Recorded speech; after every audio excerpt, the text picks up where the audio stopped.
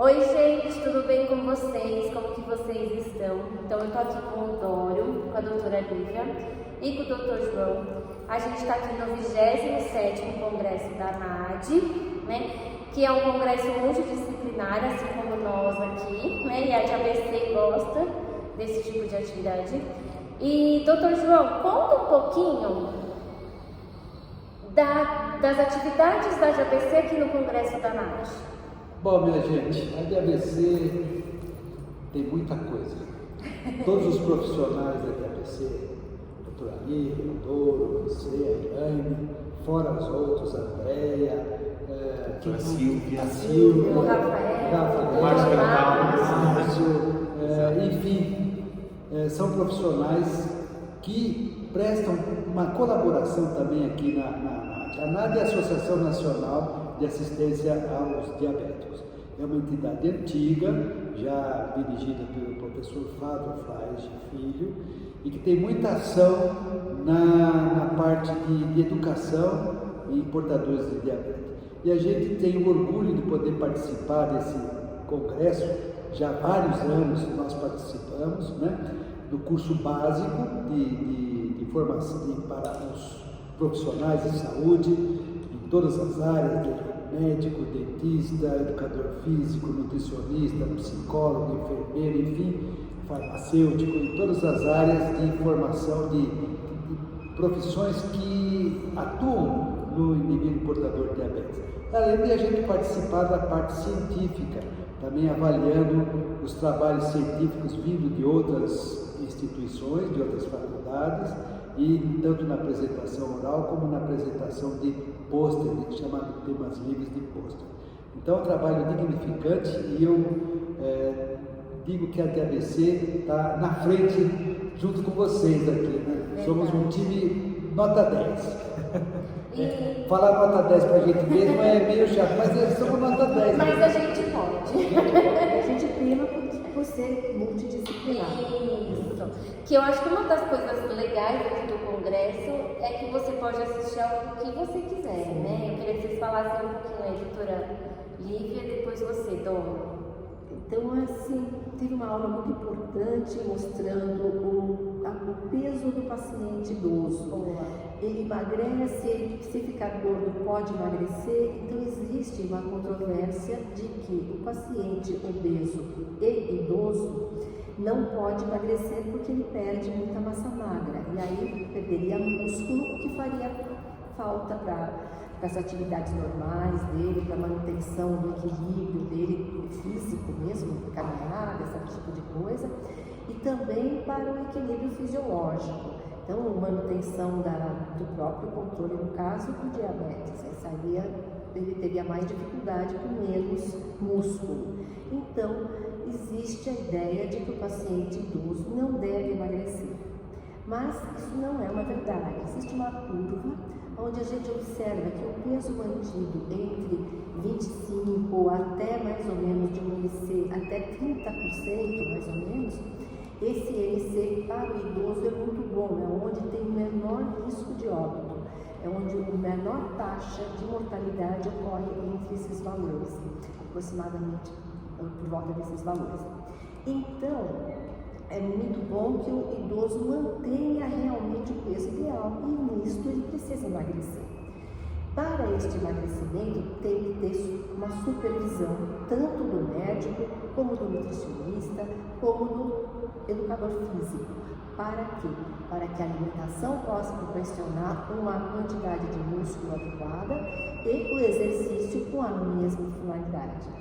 Assim, o doutor Douro aqui vai falar sobre educação, a parte de educação física. Ou seja, né, doutor João, o paciente precisa emagrecer, né? A gente precisa manter, eu acho que o mais importante é a gente tentar, né, doutor João, ao longo da vida manter aí o peso mais saudável possível, mas sem radicalismo, é essa a ideia? Essa ideia, inclusive, existe o idoso tem uma perda de peso que a gente chama sarcopenia. A sarcopenia é uma perda de massa magra e que é ruim. A massa magra é que nos faz a gente andar, levantar, enfim, é importante a gente ter músculo. Então precisa ter muito cuidado quando a gente for orientar um idoso portador de diabetes na perda de peso. A gente tem que associar exercício, que aí o Doro sabe muito bem, exercício tipo resistido, que possa manter ou aumentar essa massa magra, esses músculos. Ninguém deve partir para uma dieta aleatória, sem exercício, sem nada, sem acompanhamento. Então, quer emagrecer, principalmente se for idoso, tem um acompanhamento, suporte adequado. Então, ó, perguntinha de milhões aqui. E quem não gosta de fazer exercício? Porque a gente, né, é muito fácil para quem gosta, né? Mas e quem não gosta, ou quem nunca fez e está chegando ali na terceira idade, como que começa essa... Ou já está com a sarcopenia, enfim, como que a gente parte do exercício? Eu acho que aí são duas situações. Primeiro, né? O exercício, na verdade, é algo que é visto como algo desconfortável. Tem que ir lá fazer, tem que fazer uma quantidade de repetições, tem que fazer isso, fazer aquilo. Realmente é muito mais estressante para o nosso corpo do que a atividade física. Tá. São os movimentos que a gente faz quando a gente precisa. Como o Dr. John falou, de andar, você vai subir uma escada, descer a escada, carregar uma sacola e não se desequilibrar, por exemplo, coisas do nosso dia a dia. Então, acho que aí tem uma coisa importante, que a gente não é válido, claro, só para o idoso, só para todas as pessoas. Quando uma pessoa fala, eu preciso perder peso, normalmente o que a gente faz? Vamos diminuir a entrada de combustível, começa a querer radicalizar na alimentação. Com isso, o período de tempo que você consegue fazer isso, porque normalmente não se sustenta por um longo período, você acaba perdendo um peso total. Onde se você for calcular o quanto perdeu de gordura, que é o que você quer, e o quanto perdeu de massa magra, quase que se iguala. Então é uma situação... Não é bom porque se você o processo natural, como o Dr. João Sérgio comentou, a gente vai envelhecendo e a gente vai perdendo massa magra. Então você já tende a diminuir normalmente a quantidade de músculos a saúde muscular, na verdade, porque o músculo a gente vai ter a mesma quantidade, o que diminui é o tamanho das fibras. Sim. É o quanto elas estão maiores ou menores para produzir força, equilíbrio e assim por diante. Então, nessa situação já é um processo natural do envelhecimento. Se você faz uma dieta radical e não faz nenhum tipo de atividade física ou exercício físico, consequentemente você só agrava esse quadro. Como é que a gente faz para fazer com que você se movimente num processo, durante, por exemplo, o processo de tentar perder peso, mesmo não gostando de fazer exercício? Boa. Coisas simples que a gente pode fazer. Pega no seu dia a dia e observa situações que você precisa fazer força. Como, por exemplo, você vai subir uma escada, você vai ter que subir um degrau. Então, se você pegar, de repente, esse movimento e começar a usar ele em benefício próprio. Por exemplo, você vai no primeiro degrau da escada, sobe perna direita, sobe esquerda, desce direita, desce esquerda. Quantas vezes? O quanto você conseguir fazer e sentir que a perna ficou cansada. Aí inverte, começa a subir com a esquerda, direita, assim por diante. Ou seja, não precisa ir para academia. Não precisa. Não precisa. Outra coisa, o que é normal a gente fazer? Todo mundo faz, né? Sentar lá no sofá, assistir TV e tal. A hora que você for levantar, ao invés de só levantar e sair para fazer o que você faz, você vai levanta, senta. Algumas vezes. A mesma coisa na mesa, a hora que vai se alimentar. Então são pequenas coisas que a gente pode ir colocando no nosso dia a dia, aumentando o seu esforço, para poder fazer, no mínimo, como o Dr. João Sérgio falou, a manutenção da nossa musculatura. E dá para o idoso fazer, né? É uma ideia, é uma coisa prática, né? É legal essa Quero ideia. salientar aqui que o Doro tem um programa voltado para diabéticos e atividade física. E o mais interessante, se você tiver 1,5 m quadrado para fazer um exercício e quiser fazer online, porque só pode fazer online, ele tem um curso voltado para essa pessoa. Então, dizer hoje em dia que não tem tempo para ir para academia, ou porque não tem espaço, porque não tem uma academia em casa, não é verdade, porque o Doro montou todo o doutorado dele, né, tem mestrado, um trabalho todo voltado para o idoso também, para quem é diabético. Então, vale a pena investir nisso. Mas se eu não quiser fazer isso, eu posso, só o fato de caminhar, se eu andar um quarteirão, 2 quarteirões, isso já ajuda ou não? Olha, em termos de gasto energético, sem dúvida alguma, ajuda. Agora, para fortalecimento, muito pouco. E, levando em consideração o que o senhor mesmo colocou, a situação da pessoa já está, por exemplo, com sarcopenia, o próximo sarcopenia, que é perder muita massa magra, que vai atrapalhar as suas funções no dia a dia. Você vai saber que suas pernas são muito fracas no momento que você vai no banheiro, que o vaso sanitário é mais baixo, aí você vai levantar e ficar segurando a pia para levantar. Então, quer dizer, você já está com o indicador, está com a musculatura muito fraca. Numa situação dessa, se a pessoa simplesmente só caminhar, o risco de queda ele aumenta. Como é que a gente pode, de certa maneira, adaptar essa situação? Eu não gosto de fazer força. Você pode colocar 2 cadeiras na sua sala, no corredor, qualquer lugar da sua casa, não tem problema. Pega numa cadeira, levanta e senta várias vezes, anda até a outra cadeira, senta e levanta várias vezes, vai de novo, anda, porque a gente associa o andar com o fazer força. E para o nosso sistema nervoso ele vai funcionar como? Eu estou fazendo força para quê? Para eu andar melhor. Nosso sistema nervoso vai entender dessa maneira. Então são 2 tipos de exercício que existem, né? O chamado resistido, que é a musculação, né? E o aeróbico, que é a caminhada. Então, exato. O ideal seria juntar os dois. Exato, os dois. Só que muitas vezes, como é que a gente programa isso? Se a pessoa tem pouca força, porque o que é importante pra gente? A gente tendo isso aí, tem vários trabalhos que mostram isso. Quanto maior o nosso consumo de oxigênio, quer dizer, quanto mais saúde você tem, quer dizer, você anda um pouco mais rápido e fica menos ofegante, a sua longevidade é maior, você vive mais tempo. Então, nessa situação, o que é importante pra gente? É realmente fazer o trabalho característico aeróbico. Só que para a gente aguentar fazer o trabalho aeróbico de maneira adequada, você precisa ter força. Então, os 2 trabalhos eles são muito importantes, os 2 tipos de movimento. Né? Não, eu falo só exercício, para exercício a gente programa o quanto vai fazer, a carga que vai fazer, mas no dia a dia, se você começar a implementar, né, essas pequenas modificações, a pessoa normalmente já sente uma melhora e sem dúvida alguma, a associação dos 2 é que vai melhorar a saúde. Dora, 2 perguntinhas. Corrida para o idoso perde massa magra? E a segunda perguntinha, porque é o idoso, o Pilates. Sim. E aí, o Pilates aumenta a massa muscular, não aumenta, não serve para nada. Tem gente que fala, é maior fácil, e aí? É assim, o Pilates, na verdade, ele é um programa de exercícios que ele vai fortalecer a musculatura. Então ele é ele bom. fortalece principalmente a musculatura postural, sem dúvida alguma é bom. Principalmente para aquela pessoa que, além de ter diminuição na massa magra, tem dores articulares normalmente. Que é outra questão. Aí, muito comum, porque a gente tem que entender o seguinte, no geral, o que acontece? Nossos músculos vão enfraquecendo e as articulações vão cada vez inflamando mais por conta disso. Então é normal, você se sente, eu sinto dor no joelho, por quê? Há quanto tempo faz que você não faz exercício e quão fraca está a sua perna? Certamente tem uma relação direta. Você não vê alguém, a não ser um atleta de alto rendimento que treinou demais e se machucou. Mas no geral, existe essa relação. A minha perna está fraca. Então, sem dúvida alguma, se o joelho já não está doendo, daqui a pouco ele vai começar a doer. Então, a gente tenta fazer o reverso. A situação reversa qual é? Fortalece a musculatura, desinflama o joelho. E o Pilates, nesse sentido, claro que eu dei o exemplo do joelho, mas vale para o corpo inteiro. Então, ele realmente é muito bom porque ele fortalece, principalmente, a musculatura postural. Né? Porque hoje a gente passa muitas vezes boa parte do dia sentado ou numa posição que não é adequada. Então realmente é muito bom, mas para pensar em condicionamento físico, aí já é uma outra conversa. Aí já não é a ferramenta mais adequada. Então, só queria lembrar aqui que o Doro está colocando tudo isso e essa coisa do exemplo que ele deu, da gente sentar e levantar. Mas eu não aguento fazer mais que 3 vezes. Ótimo. Não tem problema. Tem que começar com alguma coisa.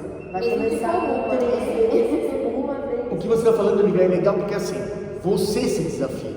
Quantas vezes eu consigo? E outra, entenda uma coisa. Não é porque você conseguiu fazer 5 vezes hoje, que amanhã você não vai fazer só 3 e vai se sentir muito cansado. Exato. Cada dia é um dia diferente. A gente às vezes dorme melhor, às vezes dorme não tão bem, se alimenta melhor, às vezes não se alimenta tão bem, uma hora faz hipoglicemia, hiperglicemia, tudo isso influencia. Então respeita o que você está sentindo. A ideia é, eu consegui fazer 5, legal, mas eu quero tentar fazer 6 e assim por diante. Você vai competir com você mesmo. Se de repente você consegue fazer 3 de manhã, mas se for à tarde você consegue fazer mais 3, ótimo. Ótimo. Melhor ainda. Sem dúvida E alguma. ele respondeu, ele não respondeu a sua pergunta. Não, da corrida. meus processos de caminhada, porque eu faço caminhada Sim. com muita frequência, às vezes eu vejo um velhinho correndo, tá? Aí eu paro para pensar e olho, ele é geralmente magrinho. Sim. Isso é prejudicial para um indivíduo idoso, magro, você vê uma pessoa, aparentemente, uma pessoa sadia, você está correndo bem. Isso é bom ou é ruim? Vamos pensar duas situações. A primeira, é ótimo, na verdade, né? Porque quando a gente corre, você tem uma fase, a diferença da gente andar e da gente correr é que existe uma fase aérea, que é chamada, que são seus pés em contato com o solo. Quando você anda, sempre o pé está em contato com o solo, não tem fase aérea. Agora, quando você corre, existe um momento que você está sempre os dois pés no solo. Essa fase aérea aumentada, ela aumenta o impacto, e o impacto ele é bom para os nossos ossos. Então, para a saúde óssea, é algo bom. Só que, foi como o senhor falou, a pessoa precisa ter um condicionamento até começar a correr. Por quê? O impacto é bom? Ele é bom, mas o impacto em uma estrutura que não está preparada, porque quando a gente tem um impacto, ele é bom para o osso, mas o músculo precisa absorver isso. Se o músculo não está condicionado para absorver, você começa a forçar demais a estrutura. Você perde o amortecedor. Você diminui o amortecedor. É igual um carro, o amortecedor vencido. Ou seja, quem sempre correu, pode continuar correndo, como o Dr. João fez. Sim. Agora, o idoso querer começar a correr, talvez não seja um bom negócio. Não, definitivamente não é. Qualquer movimento que a gente vá fazer, que eu não estou condicionado para fazer, eu vou fazer uma intensidade muito alta, ele vai tender a ser mais prejudicial para o seu sistema do que vai te ajudar. Então, nesse sentido, o interessante é, começa andando. Ah, mas eu quero correr. Você quer correr? Anda e tenta correr um pouquinho, uma corridinha leve. Tá. Por quanto tempo? Tem que você aguentar 30 segundos, 20 segundos, 1 minuto. E depois, anda de novo, até sentir que você se recuperou. Quando for Olha um fazer pouquinho de novo. um exercício mais intenso, sempre é interessante fazer uma avaliação cardiovascular. Ah, sem dúvida. O coração precisa ter um check-up desse coração. Sem dúvida. Você vai sair para andar, não é tão necessário, a não ser que você tenha alguma queixa mais específica, né? Uma Se falta eu de vou ar, ter que parar, para tem que poder parar, passar tem que dor, porque a perna do meu. Mas se quiser fazer alguma coisa mais intensa, uma avaliação Sem dúvida alguma. cardiovascular. É Doutor importante. João, e quem tem diabetes tem mais risco de ter sarcopenia? O diabetes é um fator de risco para sarcopenia? Sim, é um fator de risco, principalmente com a idade. Qualquer indivíduo, à medida que ele vai envelhecendo, como o Dono falou, a gente vai perdendo massa magra. Não tem jeito. Não tem jeito, isso faz parte. Por isso que é interessante fazer exercício resistido, tipo musculação, tá? Para diminuir ou estabilizar essa perda, não haver uma perda maior. O diabetes é uma doença, porque o diabetes é uma doença que leva uma perda funcional, né? Uma perda de caloria, então é interessante. E o risco cardiovascular no indivíduo que tem diabetes é aumentado. Tá? Então é 3, 4 vezes mais frequente doenças do coração naquele indivíduo que é portador de diabetes. Uma coisa que E vamos de dieta nós duas? Eu só queria saber uma coisa antes, né? Que até inclui a dieta. Por que o diabetes pode ser prejudicial para a perda muscular, para a perda de massa magra? Normalmente o paciente diabético, ele acaba tendo muito açúcar no sangue, e isso dá o quê? Uma desidratação, deixa o paciente mais desidratado. Essa musculatura precisa de água. Se ela não estiver bem hidratada e for fazer exercício, vai ter um rompimento, vai ter uma ruptura muscular, vai perder massa magra. Então isso não é uma coisa boa. Por isso que não devemos fazer exercício com glicemias muito altas, porque falta uma oxigenação adequada para esse músculo, porque o sangue está cheio de açúcar. Tá?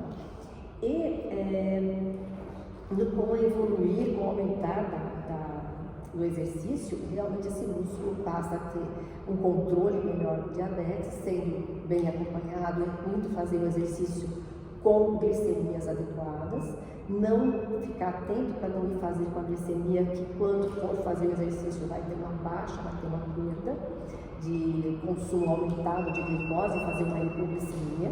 Então tem que ficar atento a isso, levar sempre um sachê, alguma coisa para se entrar em hipoglicemia, consumir, para não ter o risco de hipoglicemia, e fazer sempre uma hidratação adequada. Então, isso é importantíssimo.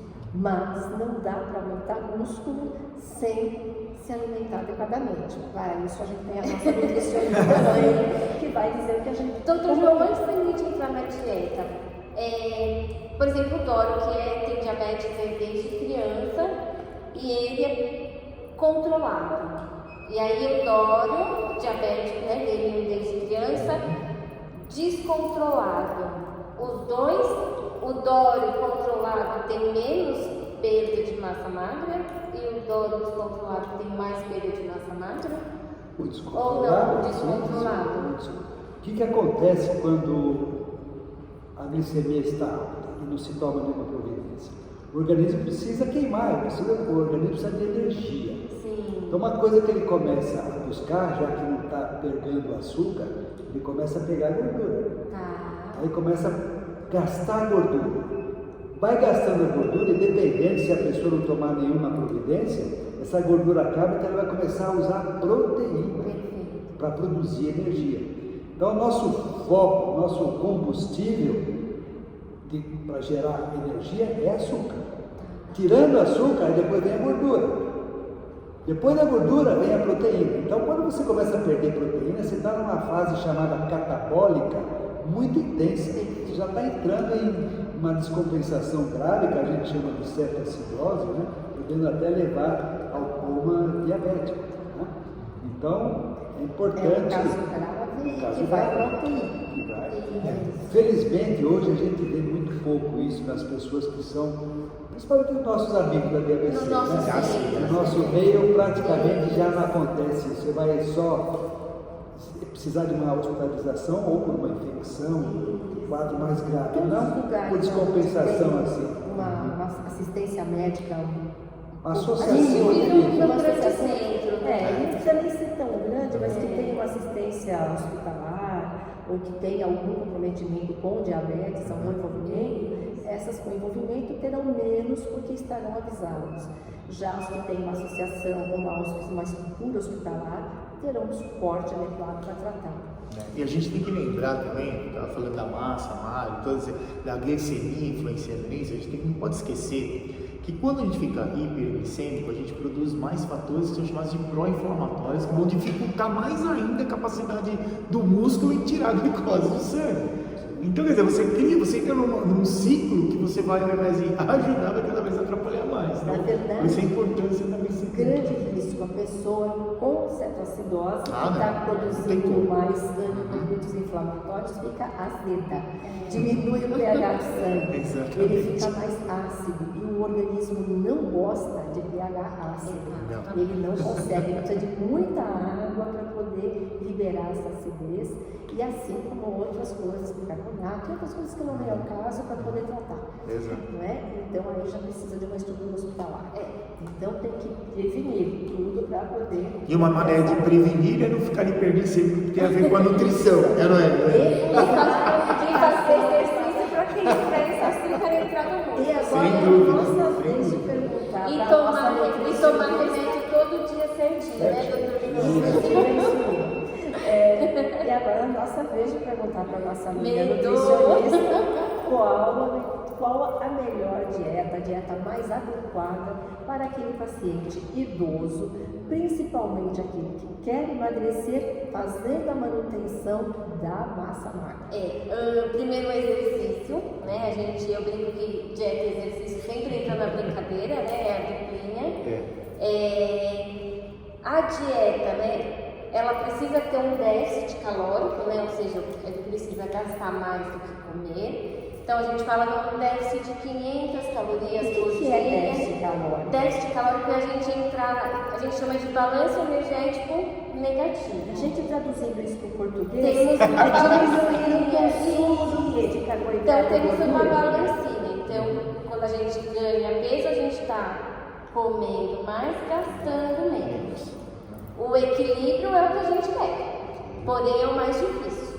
Então, onde vem a energia? E aí a gente precisa gastar mais, né? Ou aumentar esse gasto. Eu acho que o grande segredo é aumentar e tirar eles do sofá, né? Acho que esse é o ser mais ativo ser mais é ativo, o que acelera esse processo. que é a história do levanta, senta, levanta, senta. Acho que se a gente conseguir isso para os idosos já é uma bela vitória.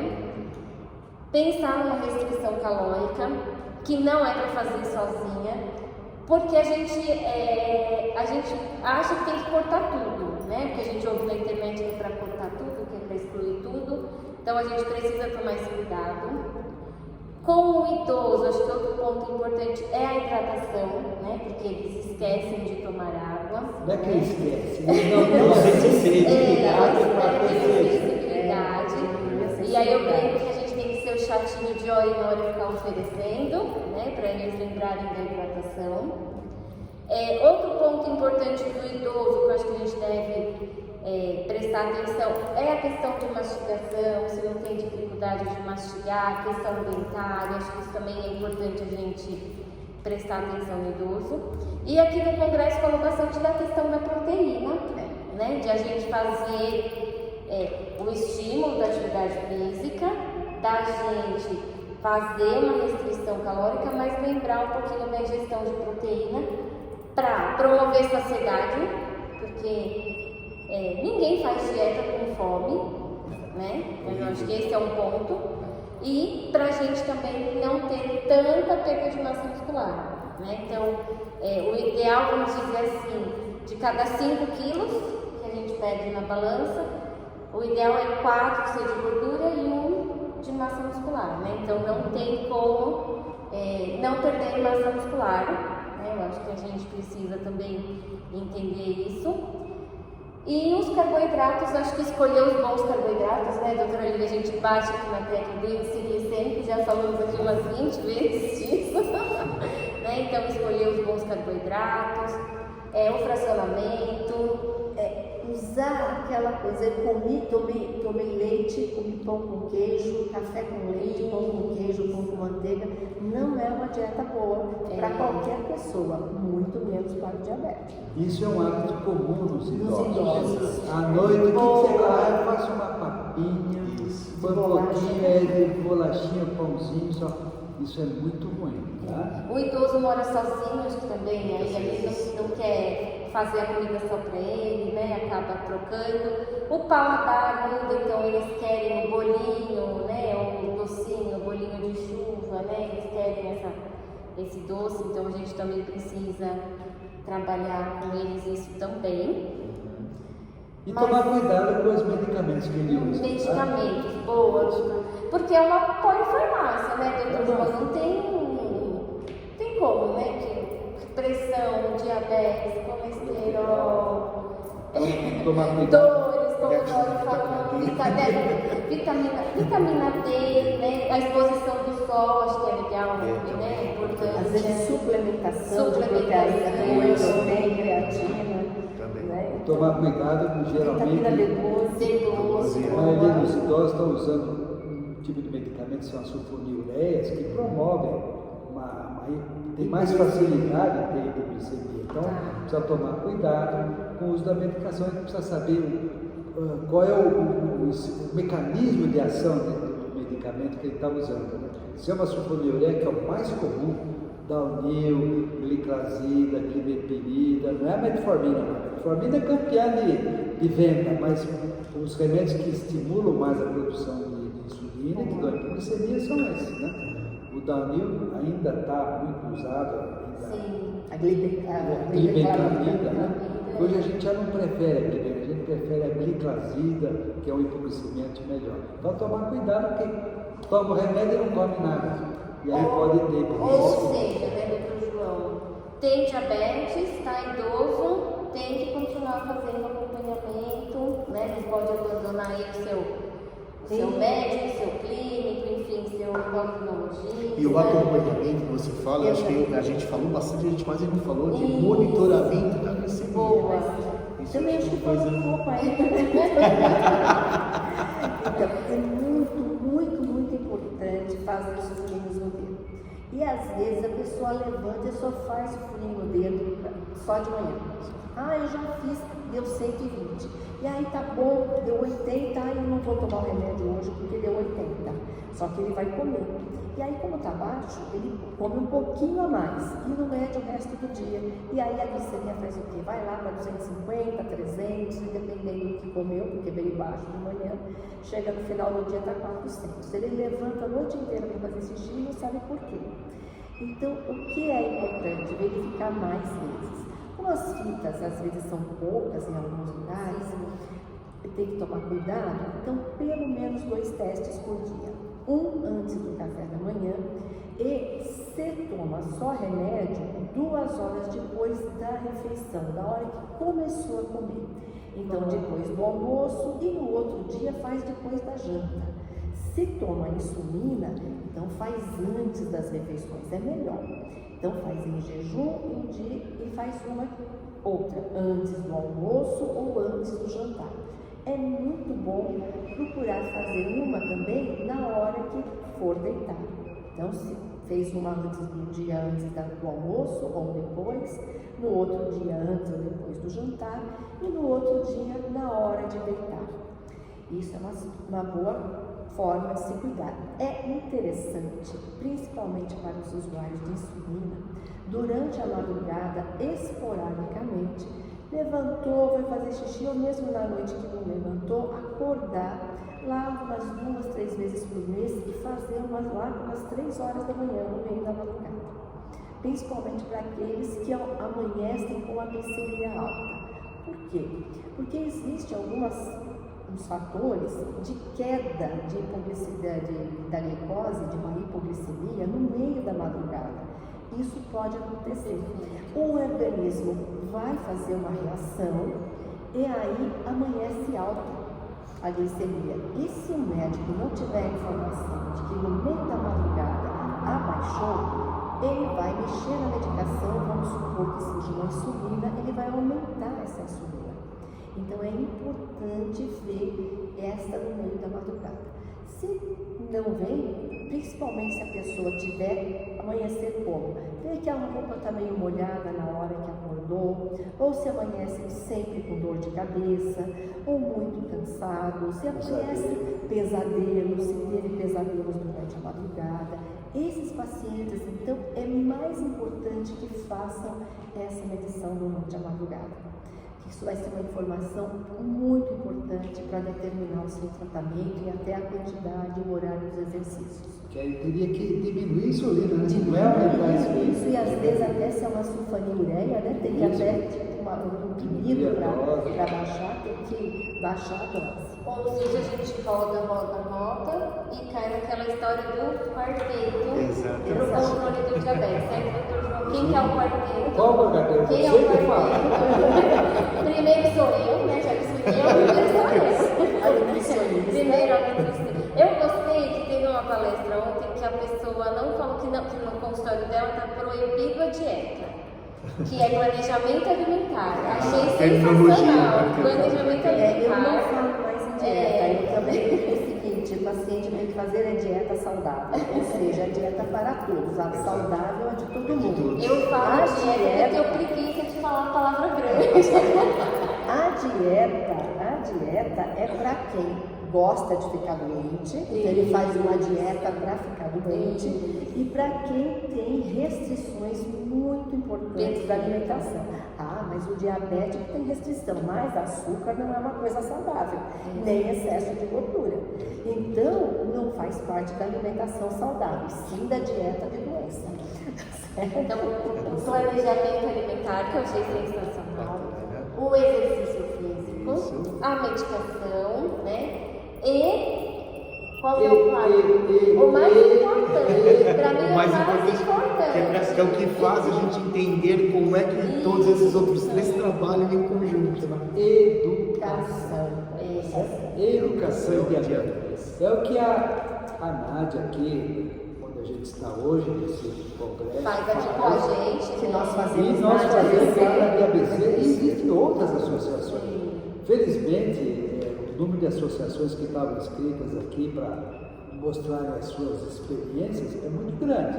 Então, cada estado, várias cidades, né, São Paulo e outros, existem associações de diabetes. Então, aquele que é portador de diabetes, está meio perdido, procure na sua cidade ou na região um local onde existe uma associação de diabetes. E lá, provavelmente, você vai ter educação, como se fala, educação correta, tá? Porque se você entrar na internet, você corre um grande risco de receber informação errada. Sim, tá? boa. Às vezes informações que são péssimas. Então, cuidado. Então, se você, quem quiser também pode entrar no site da Sociedade Brasileira de Diabetes, que tem lá uma parte para o público leigo. Então, se você tem alguma dúvida, entra nesse site da Sociedade Brasileira de Diabetes, que você vai ter informações sobre a sua doença. É muito importante que as pessoas, às vezes, João, podem morar muito longe, não ter acesso a uma associação e, de repente, ela tem acesso à internet. Então, o que tem que observar? Tem que ser pessoas experientes, pessoas que saibam, vão ver quem está falando sobre o diabetes, quem é que tem conhecimento nesse diabetes, como é o caso da ANAD, das outras associações e da Sociedade Brasileira de Diabetes. Então, pessoas que estejam vinculadas a essas pessoas, e médicos muito bons que estão por aí gravando vídeos, vendendo aulas muito boas. Procurem saber quem está fazendo E eu vale acho a pena que investir. desconfiar de quem promete chá, né, Dora? Desconfiar de quem promete chá, cura do diabetes, né? Enfim, então desconfie, né? Quando coloca um alimento só, come tal alimento, né? Tal alimento é o melhor alimento que tem. Acho que é importante também desconfiar dessas falsas promessas aí, né? Tem muita gente falando sobre cura do diabetes. E isso, recentemente, nós fomos num congresso e foi a primeira vez que nós escutamos esta frase. Está começando a aparecer cura para o diabetes. Pode estar, mas eu juro para vocês que não é com chá ou com alguma alimentação que estava sendo, que os médicos querem que as pessoas continuem doentes. Nós não queremos que as pessoas continuem doentes. Nós queremos que as pessoas se curem. Os tratamentos novos, nós não estamos dando apoio para o laboratório, nós estamos simplesmente usando o que já foi descoberto de bom em prol da saúde do diabetes, em favor dessa pessoa melhorar, ter mais saúde. E realmente, com as medicações novas que estão surgindo no mercado, estão começando a aparecer casos de diabetes que estão sendo tratados precocemente, isso é importante salientar, e de forma correta, pacientes que aderem à alimentação saudável, a exercício, esses pacientes estão tão bem controlados que pode ser que realmente passe por uma pessoa que não tenha diabetes. Estão surgindo novos tratamentos, novos conhecimentos em termos de flora intestinal, de estudo dessa flora, dessa microbiota, né, que pode realmente mudar a história da evolução do diabetes. Isso é uma coisa muito importante, mas está tudo começando. Nós estamos ainda aprendendo. E realmente o futuro para o paciente diabético é muito promissor. Sim, isso é bastante promissor mesmo. Tudo que um aumento da expectativa de vida, mais ainda aumento da qualidade de vida. Então é muito importante que a gente passe isso à frente. Doutor João, você tem uma frase que eu gosto muito que você fala, que é aquela que sozinho, como que é sozinho? Sozinho você vai mais depressa, mas juntos você vai mais longe. É isso. Certo? Nós vamos devagarzinho, mas vamos mais longe. É isso. Um puxa o outro. Com certeza. Então, gente, obrigada quem ficou até agora aqui e beijo.